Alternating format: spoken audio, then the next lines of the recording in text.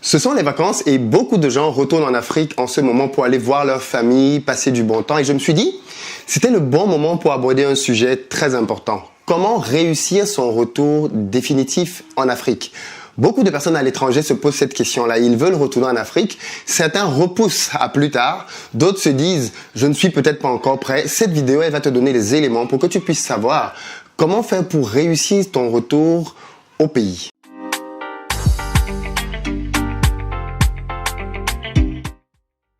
Salut, moi c'est Philippe et bienvenue sur ma chaîne. Ici on parle d'entrepreneuriat et d'investissement parce que je suis convaincu que ce sont les deux piliers sur lesquels les Africains doivent s'appuyer pour faire émerger leur continent. Donc si toi aussi tu veux faire partie de cette belle aventure, deux choses à faire. La première, abonne-toi à cette chaîne et active les notifications pour être informé de l'apparition de nos nombreuses vidéos hebdomadaires qui vont te donner pas mal de contenu business en relation avec l'Afrique. Et puis la deuxième, va dans la barre de description, clique sur le lien pour recevoir gratuitement le petit livret que j'ai écrit intitulé 10 bonnes raisons de devenir entrepreneur. C'est un tout petit livret qui se lit rapidement et qui va te permettre de te bâtir un bon mindset, un bon état d'esprit pour t'aider à te lancer dans les affaires. Alors pour ceux qui veulent se former au business en présentiel, je rappelle qu'on a des rencontres physiques le 31 août à Paris, le 7 septembre à Montréal au Canada, le 21 septembre à Douala, le 28 septembre à Libreville au Gabon, Abidjan et Dakar. Les dates arrivent, mais pour le reste, allez dans la barre de description pour avoir le programme si l'une des villes que j'ai citées vous concerne et surtout, bien évidemment, réservez rapidement vos places. Alors pour réussir son retour au pays, je me suis proposé de te partager 10 règles qui vont te traduire mon expérience, mais aussi le vécu de beaucoup de personnes autour de moi et que j'ai même pu interviewer. Règle numéro 1. Ne rentre pas en Afrique sans plan. Oui, beaucoup de personnes malheureusement parfois rentrent en Afrique sur un coup de tête. C'est-à-dire qu'il y a quelque chose qui ne leur a pas plu en Europe et ils ont dit, bon ben c'est bon, il y en a marre, je rentre chez moi, je rentre en Afrique. Alors le problème avec ça bien évidemment, c'est que c'est un retour qui est souvent précipité et qui n'est pas animé des bonnes intentions. On ne rentre pas parce que finalement on aime l'Afrique et on veut y bâtir quelque chose. On rentre parce que là où on est, on en a marre en fait. Donc du coup, c'est juste pas la bonne raison pour pouvoir rentrer en Afrique. Même si bien évidemment, avec ce constat-là, certains ont pu arriver et ont fait des choses intéressant, mais la réalité c'est que je préconise d'avoir un plan. Qui dit plan dit je rentre en Afrique pour faire quelque chose de bien précis d'après un chronogramme que je peux établir sur 3 ans, 5 ans. Voilà ce que je veux bâtir sur place. L'une des meilleures possibilités que je conseille, c'est de rentrer avec une entreprise, que ce soit une entreprise du pays duquel tu es en Europe qui va t'embaucher sur place ou alors simplement une entreprise locale à qui tu auras envoyé ton CV et qui aura été intéressé. Tu as pas mal d'entreprises locales au pays qui s'intéressent à des profils de personnes qui viennent de l'étranger. Donc, tu peux effectivement postuler. Pourquoi? Parce que même si tu veux réaliser un projet sur place, je pense que c'est intéressant d'avoir quand même un boulot en parallèle qui va te permettre de pouvoir, dans un premier temps, te familiariser au contexte local avant de pouvoir te plonger de plein pied dans le projet que tu veux réaliser. Et puis au fond, on va se dire la vérité. Si tu décides de rentrer en Afrique en tant que diaspora, c'est pour apporter quelque chose de neuf, c'est pour apporter quelque chose de frais et de différent. Et il faut que tu te poses concrètement cette question. En tant que diasporien, qu'est-ce que je rentre faire en Afrique? Quelle va être ma valeur ajoutée? Qu'est-ce que je vais venir résoudre comme problématique par ma présence? Règle numéro 2 qui découle de la règle numéro 1. Assurer ses arrières. Quand tu dis que tu vas rentrer en Afrique, justement, il faut éviter de le faire sur un coup de tête parce qu'en réalité, pour réussir un retour en Afrique, généralement, je conseille aux gens d'avoir une épargne. Environ 1 an de salaire. C'est-à-dire que il faut que tu puisses avoir l'équivalent d'1 an de vie sur place sans avoir aucune rentrée d'argent, en enlevant l'argent que ton projet éventuel va te prendre. C'est une épargne bloquée. Certaines personnes, pour pouvoir le contourner, je leur propose de prendre un job sur place, justement, comme je disais déjà dans la première règle. Parce qu'avec un job sur place, tu vas avoir une rentrée d'argent régulière, un salaire qui va te permettre de pouvoir subvenir aux besoins de ta famille ou même simplement à tes besoins si tu es seul dans ton projet de retour. C'est super, super important parce que malheureusement, la précarité peut très vite arriver en Afrique, en fait. Et elle fait très mal parce que contrairement à des pays occidentaux, tu n'as pas de sécurité sociale, tu n'as pas d'aide au logement, il n'y a pas de structure qui encadre les chômeurs, qui soit efficace. Donc, tu peux très vite te retrouver démuni dans un contexte dans lequel tu as l'impression que ton séjour en Afrique se transforme clairement en cauchemar. Et je connais des gens qui ont vécu ça. Donc, prépare une épargne qui va te permettre de vivre sur place tranquillement avec bien évidemment le niveau de vie local. Et bien évidemment, quand je te parle là d'une épargne, je te parle pas de prendre ton salaire français de 3 000 €, tu multiplies par 12 pour avoir, je sais pas moi, 36 000 euros d'épargne. C'est pas ce que je te dis. Tu prends un salaire local, ça peut être, je sais pas moi, 1 000 euros et tu multiplies ça par 12, ça te fait 12 000 euros. C'est déjà 3 fois moins que les 36 000 euros. Donc, en tout cas, il te faut une épargne pour pouvoir rentrer sereinement en Afrique. Et si tu peux prendre un boulot qui va te permettre de pouvoir d'atterrir tranquillement, commencer à observer le pays et ensuite lancer ton projet. Bien évidemment, au bout d'un certain temps, quitter ce boulot-là pour te consacrer à plein temps dans ton projet. Mais au moins, tu auras eu une phase de transition. Règle numéro 3, très importante, sois humble. Vois-tu, beaucoup de gens en Afrique s'imaginent que les gens qui vivent à l'étranger sont des donneurs de leçons. Ce sont des gens qui croient qu'ils savent tout. Et malheureusement, c'est vrai que quand on voit certaines personnes de la diaspora se comporter en Afrique, on a l'impression que ce sont elles qui viennent apprendre aux Africains comment est-ce qu'ils doivent vivre. Ne tombe pas dans ce piège-là. Clairement, tu vas être attendu là-dessus. Tes premiers faits et gestes vont être scrutés. Est-ce que c'est quelqu'un d'humble ou c'est quelqu'un qui vient pour nous apprendre la vie? Si tu es dans la deuxième catégorie, tu es foutu. Tu vas vouloir retourner clairement du pays duquel tu viens parce que là, pour le coup, les gens vont te montrer que tu n'es rien, tu n'as rien, tu ne peux rien faire ici, en fait. Et ça, bien évidemment, ça peut être très, très, très stressant pour quiconque a réellement envie de faire quelque chose d'intéressant. Donc, sois humble. Tu y vas parce que tu vas apprendre et énormément apprendre des gens qui sont sur place. Et ce n'est que parce que tu auras fini d'apprendre d'eux que tu sauras où est-ce que tu peux réellement les aider, est-ce que tu peux leur apporter pour faciliter, améliorer le quotidien dans la vie des gens là-bas sur place. Ne sois pas naïf. Oui, pourquoi ne sois pas naïf? Parce que l'Afrique, ce n'est pas l'Occident. Clairement, ne va pas en Afrique en t'attendant à revivre ce que tu vivais déjà comme facilité dans ton pays en Occident. Ça ne va pas marcher. Tu seras vraiment désillusionné. Donc, je te préviens tout de suite, il y a de réelles différences culturelles, structurelles entre l'Afrique et l'Occident. Et il faut que tu le saches concrètement quand tu décides de rentrer, t'installer. Parce que quand tu viens pour quelques jours, il y a des choses quotidiennes que les gens vivent, que tu ne ressens pas en fait, parce que tu es là juste de passage. Et au fil, quand tu les vis, tu te dis, bon, c'est pas grave, tu passes ton chemin. Mais si tu dois les vivre tous les jours, eh bien peut-être que là, ça peut commencer à devenir quelque chose qui va te gonfler en fait. Donc du coup, sois bien conscient de ça. Ne sois pas naïf. L'Afrique, ce n'est pas du tout une Europe en miniature, c'est un contexte totalement différent, c'est un continent différent, lui-même pluriel d'ailleurs à l'intérieur. Donc, sois bien conscient de ça et n'aie pas la naïveté de vouloir retrouver les facilités, le métro, je sais pas trop moi, et toutes les autres facilités que tu as en Europe, en Afrique. Les hôpitaux avec tout le personnel qui va très bien, non. Alors, dans certains endroits, tu peux les avoir et dans d'autres, pas du tout. Donc, bien évidemment, quand tu décides de rentrer, il faut bien que tu le saches. Tu n'es pas en train de partir dans une Europe bis.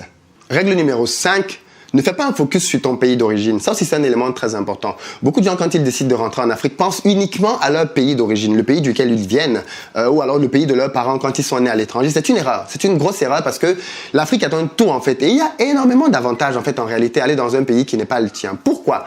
Parce que quand tu rentres dans ton pays d'origine, en réalité, tu as beaucoup de barrières, beaucoup de blocages pour réussir. Et l'un d'entre eux, c'est ta famille. J'ai déjà fait une vidéo qui aborde clairement cette notion et je vais en reposter une très bientôt. Mais la famille, c'est une grosse raison d'échec en Afrique parce que les gens, ils vont toujours voir en toi le petit enfant, la petite fille, le petit gars qu'ils ont vu grandir là et ils ne comprendront pas que tu es devenu quelqu'un d'adulte, de mature et qui veut lancer un projet pour réussir. Donc, ta famille sera un vrai frein. Voilà pourquoi beaucoup d'entrepreneurs africains ont du mal à décoller parce que quand tu essaies de t'élever, tu ne peux pas t'élever tout seul. C'est un peu comme si tu avais un avion, tu avais 2 avions qui voulaient décoller. Un était tout seul et l'autre avait attaché à lui 10 autres avions. C'est un peu ça l'Afrique, quoi. C'est-à-dire, quand tu réussis, il y a toute ta famille qui est derrière toi, qui a des besoins tous les temps. Ils vont pas attendre que ton entreprise devienne multimilliardaire pour te solliciter. Ils te solliciteront tous les jours et tu auras l'impression qu'on te sollicite beaucoup plus maintenant que tu es sur place que quand tu étais loin, en fait. Donc, du coup, une des solutions, c'est d'aller dans un pays voisin, travailler là-bas tranquillement, bâtir ta structure, commencer à avoir des revenus et à ce moment-là, bien évidemment, continuer d'aider ta famille. Le but, c'est pas de pas les aider, mais c'est de dire que ici, rentrer dans ton pays de base peut avoir un réel inconvénient. Et puis surtout, les opportunités sont différentes en Afrique. Tous les pays ne se valent pas. Le domaine dans lequel tu as une expertise n'est peut-être pas très développé en Côte d'Ivoire, mais il est au Sénégal. Ou alors, il est peut-être plus pertinent de le faire au Togo plutôt qu'au Bénin. Donc, ne sois pas dans une optique de te dire je rentre dans mon pays de naissance systématiquement. Il n'y a pas de sentiment là-dessus. L'Afrique a ses richesses et que tu sois dans un pays ou dans un autre, tu retrouveras des éléments culturels qui vont te plaire. Donc, je pense qu'il ne faut pas forcément faire un focus sur son pays d'origine.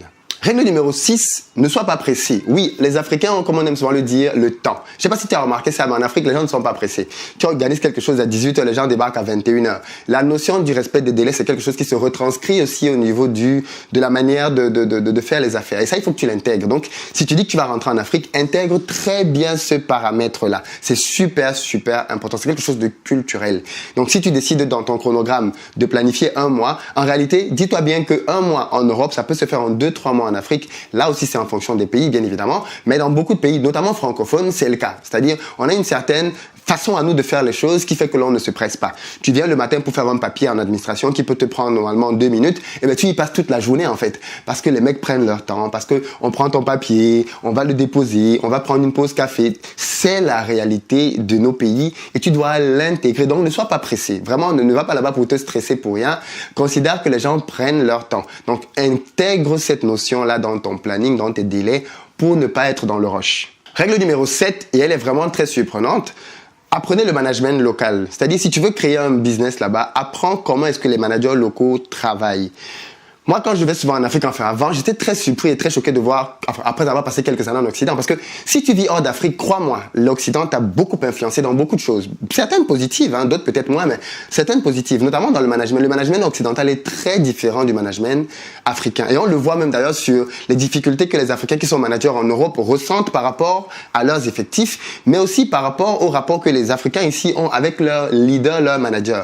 Le management à l'européenne, par exemple, c'est un management qui est très soft, alors que le management à l'africaine, il est vraiment beaucoup plus présent. C'est-à-dire que un manager africain, c'est le chef, quoi. Il faut que tu saches que c'est le chef, que tu lui donnes le respect du chef, que tu lui parles comme on parle au chef et que tu respectes ce qu'il te demande de faire. C'est comme ça que ça marche. En Europe, c'est pas comme ça. Le management est beaucoup plus participatif dans de bonnes entreprises parce que là aussi, tu tombes souvent sur des petits sorciers. Mais la plupart du temps, de manière générale, c'est participatif. Le mec te pousse à comprendre ce qu'il veut que tu fasses. Il ne te met pas des injonctions ou des ordres.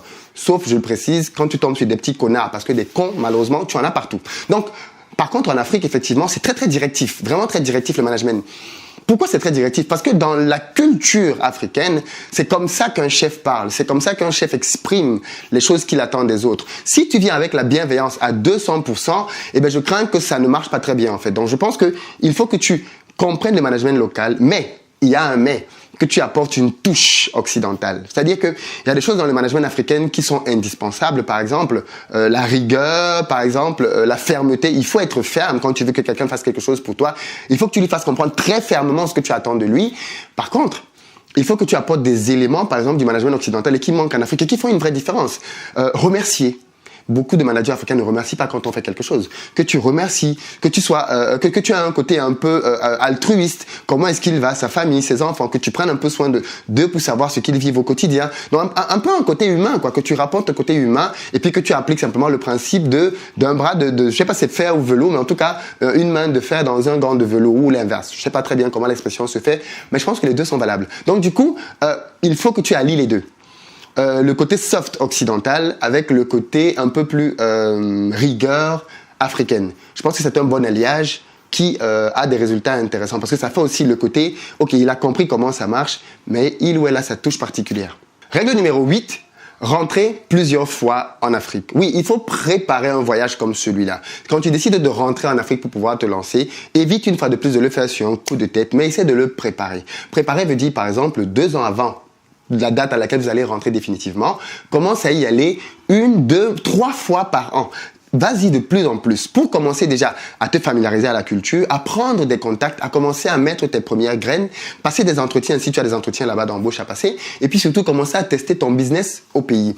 Fais ça, tu vas, tu reviens, tu commences aussi à trouver des collaborateurs, des partenaires, des employés avec qui tu vas pouvoir développer tout ton truc quand tu vas arriver sur place. Donc, vas-y petit à petit et n'y va pas d'un seul coup brutalement. C'est super important que tu prépares ton retour au pays. Et puis si tu as une famille avec toi, ben pareil, tu vas pas juste prendre ta femme, tes enfants du jour au lendemain ou ton mari, tu lui as dit bon alors on s'en va en Afrique, c'est fini, demain on prend l'avion et puis on arrive, on va tout casser sur place. Non, enfin je sais pas comment ça se passe dans ta vie de famille, mais et ta perception seulement, mais un peu de respect quoi. Je veux dire, tu ne t'imposes pas comme ça à ton partenaire. Tu lui expliques la démarche, il ou elle est d'accord, et ensuite tu l'emmènes progressivement à voir ce que ça va être que votre vie dans les prochaines années. Donc du coup vous rentrez petit à petit, vous vous imprégnez petit à petit de la culture, des avantages, ainsi de suite. Et au bout d'un moment, quand tu sens que vous êtes prêt, là vous y allez définitivement pour au moins 1 an. C'est-à-dire que il faut toujours laisser la porte ouverte, c'est-à-dire de dire à ton partenaire, ok, on y va. Et si ça ne te plaît vraiment pas, ok, on peut revenir. Donc, on va se donner 1, 2, 3 ans sur place. Et au bout de 3 ans, on fait un bilan. Et on voit si on décide ou pas de rentrer. Mais crois-moi, quand on a fait 2, 3 ans en Afrique, on n'a pas envie de quitter l'Afrique. C'est trop bien. Règle numéro 9, persévérer. Oui, il faut persévérer en Afrique. Parce que si tu veux le marché africain, c'est pas si facile que ça. Et je veux bien le préciser ici. Notamment ceux qui ont quitté l'Afrique il y a longtemps ont une vision un peu utopique de l'Afrique. Pour eux, l'Afrique, c'est le rêve, c'est le paradis. Non, les amis. En Afrique, il y a des arnaqueurs. En Afrique, il y a des braqueurs. En Afrique, il y a des gens qui veulent te faire du mal. Il y a des gens qui ne sont pas contents de ta réussite. Il y a des jaloux, il y a des envieux. Tout ça existe et est présent en Afrique. Donc, tu ne peux pas rentrer avec la naïveté de te dire que tout le monde va t'ouvrir les bras, on va t'embrasser, on va te dire, ah, le Messie est arrivé, le Sauveur est là, elle va changer notre vie. Non, non, non, non, non, non, ça va pas marcher comme ça. Il faut que tu te prépares plutôt au contraire. Te dire qu'il y aura de l'adversité, il y aura des gens qui se rencontrent, des gens qui vont te jalouser, qui vont te mettre des bâtons dans les roues. Il y aura du tribalisme. Quelqu'un ne va pas aimer la tribu ou l'ethnie de laquelle tu proviens. Quelqu'un n'aimera pas le fait que tu viennes de l'étranger. Il y aura de la corruption. On va te demander de payer des pots, tes pots de vin à gauche, à droite. Il y a ces réalités-là dont il faut que tu sois imprégné et qui vont être de véritables freins à ton émergence, à ton développement. Mais il y a une règle que je connais en affaires.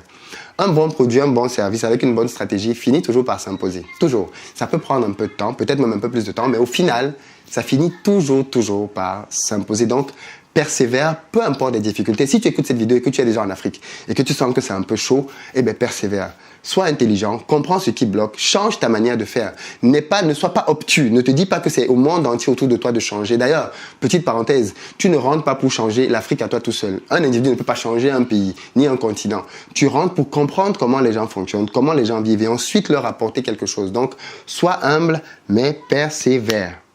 Règle numéro 10. Sois généreux. L'Afrique, c'est un continent dans beaucoup de pays, en tout cas dans lequel il y a beaucoup de galères. Et je pense que quand tu viens de l'Europe, tu te rends compte que l'Europe, quand même, il y a des gens qui sont privilégiés ici. Le style de vie, la qualité de vie, le niveau de vie, ainsi de suite. C'est quand même beaucoup de privilèges. Je pense que quand tu rentres en Afrique, il faut bien évidemment que tu aies ce volet social. Je veux dire, t'es pas obligé d'être la personne qui distribue tout ce qu'elle a. C'est pas ce que je te demande. Mais je dis qu'il faut quand même que tu penses à la générosité dans ton budget, que tu penses à soutenir des associations locales, que tu penses à soutenir des orphelinats. Il faut que tu sois généreux en Afrique. C'est comme une loi ou un principe de la nature, mais les choses te reviennent dans la vie, en fait. Et je me constate bien que les gens qui sont généreux, les gens qui donnent, qui partagent, ce sont des choses qui en retour, ce sont des gens qui en retour reçoivent beaucoup de la vie. Moi, je crois beaucoup en la providence et je crois que beaucoup de choses donc te reviendront en fonction de ce que toi-même tu vas semer. Donc, il faut semer la générosité. Pas avec pour but, pas dans un but calculateur, de dire j'ai aidé 3 orphelins, il faut que j'ai 3 millions. Non, pas du tout. Juste comme principe de vie, quoi. Je suis quelqu'un qui suis privilégié, je gagne un peu d'argent, j'ai eu l'opportunité de voyager un peu dans le monde. Ce sont des privilèges que d'autres n'ont pas. J'ai une ouverture d'esprit, j'ai les moyens juste de pouvoir aider peut-être d'autres personnes. Mais il faut que je le fasse. Il faut que je puisse donner de moi-même, donner de ma personne, donner de mon énergie, donner de mon argent pour pouvoir aussi aider les autres à avoir un avenir meilleur et redonner du sourire à ceux qui l'ont peut-être perdu. Nous sommes au terme de nos 10 règles. Je veux que tu me dises dans les commentaires laquelle de ces règles te parle le plus. Ou alors, si j'ai peut-être oublié une règle, que tu me la dises dans les commentaires. Je veux que tu partages bien évidemment massivement cette vidéo pour ceux qui veulent rentrer en Afrique, pour ceux qui aiment l'Afrique, pour ceux qui ne connaissent rien de l'Afrique, qui rêvent encore. Et puis bien simplement pour ceux qui sont déjà en Afrique, pour qu'ils connaissent peut-être un peu mieux leur continent. Parce que je me rends bien compte que quand tu es en Afrique et que tu n'es pas dans le domaine du business, tu ne vois pas l'Afrique de cette manière-là. Et puis ceux qui sont en Afrique aussi, dites-moi, en fonction du pays dans lequel vous êtes, laquelle des règles que j'ai citées s'applique particulièrement à votre pays, ou alors celle qui est juste pas du tout réelle dans votre pays. Partagez-moi tout ça dans les commentaires. On va s'enrichir de tous ces partages-là. Et comme d'habitude, les amis, partagez massivement les vidéos. Il faut qu'on sensibilise le maximum d'Africains pour que notre pays, pour que nos pays, nos cultures, nous puissions créer bien évidemment au travers d'Investir au pays une chaîne dans laquelle on peut vraiment se retrouver ensemble et parler des sujets qui nous concernent. À très bientôt sur la chaîne.